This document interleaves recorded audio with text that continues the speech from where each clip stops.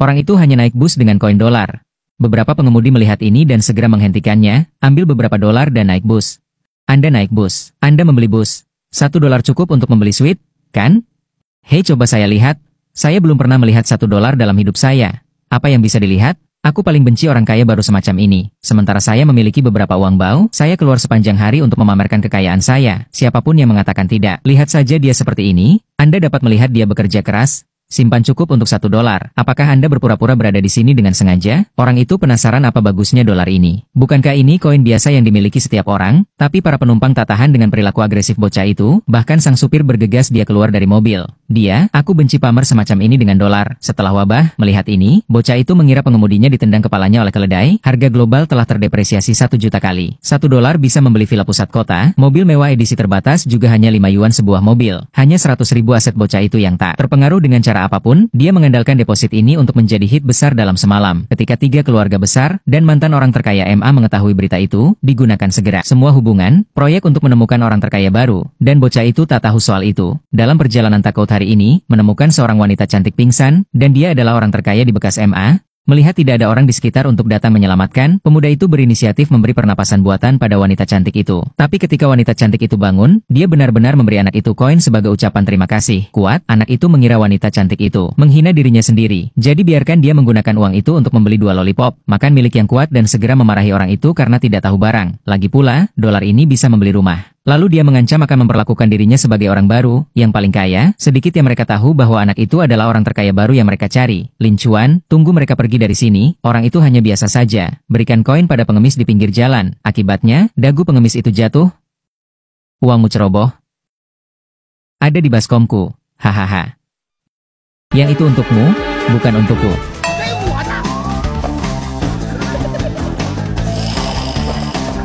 Bukankah aku harus mengemis makanan lagi? Kau orang baik di gunung. Orang baik diberi imbalan. Melihat ini, anak itu mengira pengemis itu sakit jiwa, lalu datang ke ban untuk bersiap menyetor uang. Ternyata, bisa juga ke meja depan untuk urusan bisnis lebih dari $1. Dia mengira itu adalah kegagalan mesin, tapi sesampainya di lobi, hanya uang $100 yang dijatuhkan pada saya. Dapatkan perhatian manajer, ini adalah pertama kalinya dia melihat jebakan denominasi sebesar itu. Ketika saya mendengar bahwa orang itu ada di sini untuk menangani bisnis 300 yuan, dia segera meminta keamanan untuk menutup tempat kejadian. Bahkan Presiden, Wei Nian secara pribadi datang untuk melayani. Bahkan mengundang 3 wanita cantik untuk memberikan uang kepada bocah itu. Hanya $300. Dibungkus seperti ini. Saya akan pergi dulu kalau begitu. Silakan berjalan perlahan dulu. Berjalan perlahan, Tuan Li. Sering datang ke sini, tetapi orang itu baru saja meninggalkan kaki depan. Manajer bergegas memberitahu Presiden, kata anak itu adalah orang terkaya baru yang mereka cari. Presiden Lin Chuan mendengarnya dan segera mengejarnya dengan penuh semangat. Sedikit yang kamu tahu, aku diajak kakakku ke hotel mewah untuk makan malam. Tapi dia hanya melirik menunya dan terkejut. Kau bisa membeli lobster Boston dengan harga sepeser pun. Kepiting raja juga hanya 2 sen. Dia pikir, itu salah cetak menu.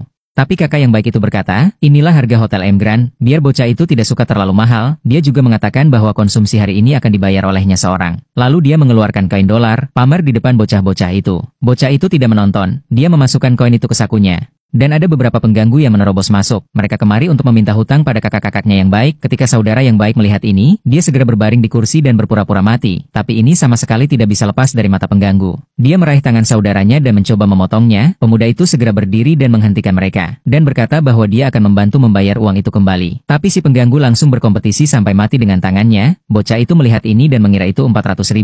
Segera, dompet biksu itu siap untuk melarikan diri. Sebaliknya, si pengganggu meraih tangannya. Keluarkan satu dari dompet uang $50 yang belum pernah dilihat sebelumnya. Ini ternyata 50 yuan. Dan dia masih memiliki yang legendaris di dompetnya, uang $100. Apakah itu sebuah bangunan? Ini orang lagi apaan sih? Jadi si tukang buli langsung senyum-senyum, tanya si cowok, mau bantuin kakaknya yang baik bayar uangnya balik. Si bocah nanya ragu, ini 50 cukup gak? Buli Wei-nya langsung ngangguk. Si bocah ngira si tukang buli ditendang otaknya sama keledai, jadi gue cukup bilang, 50 ke dia, jangan dicari-cari. Lo ngarep si tukang buli itu denger apa? Senang nyobek IOU? Lalu dia ngeluarin kartu nama dan ngasih ke cowok itu, baru ditinggal di sini, dan si cowok juga bingung.